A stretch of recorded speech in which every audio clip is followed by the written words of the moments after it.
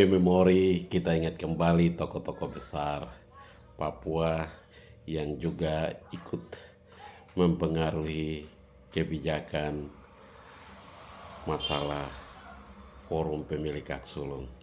Kita lihat berikut ini. Sementara itu, Heri Dosinain mewakili Gubernur Provinsi Papua menyatakan bahwa sudah seharusnya asosiasi hak sulung ini diakomodir.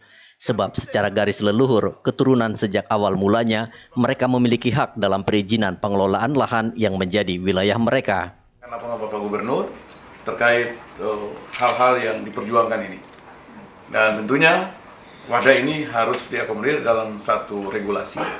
Dan untuk bisa melihat apa-apa yang menjadi perjuangan agar Papua tidak ditipu, Papua tidak dianggap remeh, Papua tidak diabaikan, tetapi semua leluhur yang telah meninggal hanya karena Freeport, dan sekarang anak cucunya ini hadir bangkit mandiri lewat kepemimpinan Gubernur dan Wakil Gubernur Lukas NMB dan Kalimantan untuk bagaimana melihat Freeport ini secara terbuka tanpa tendensi apapun. Itulah yang disampaikan oleh forum ini kepada pemerintah Provinsi Papua agar bisa melihat ini dan bisa mengakomodir sehingga semuanya ini bisa berjalan dengan baik.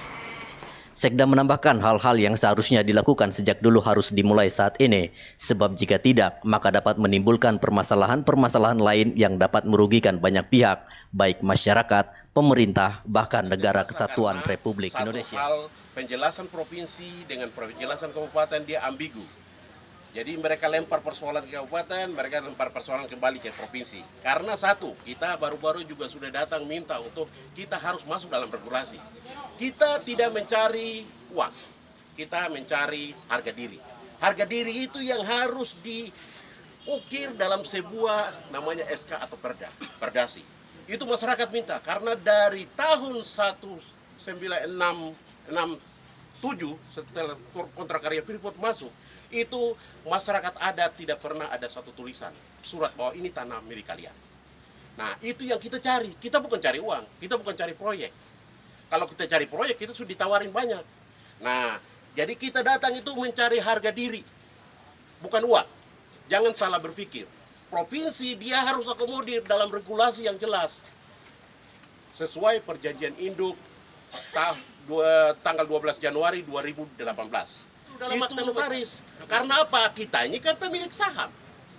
Kalau kita sudah dapat saham, kita juga harus masuk sebagai komisaris di situ dari masyarakat adat. Kita masuk dalam BUMD Papua supaya kita juga ikut transaksi bisnis itu. Kita jadi tuan di negeri sendiri.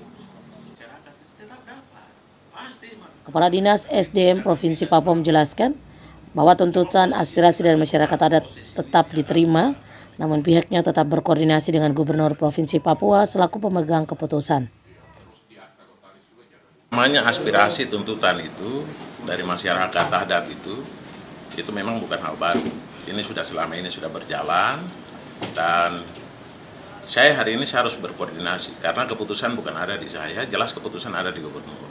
Cuman saya memegang dari kata-kata dari teman-teman tadi, bukan masalah 4, mau 1 ke berapa ke, yang penting mereka tuh ada. Nah, itu saja kata kunci yang saya tadi pegang dengan mereka. Oke, terima kasih. Yang penting kalian sepakat seperti itu. Nanti saya laporkan dulu, karena keputusan bukan ada di saya, keputusan ada di Gubernur. Nanti kita lewat mekanisme ini. Laporan Papua Frame.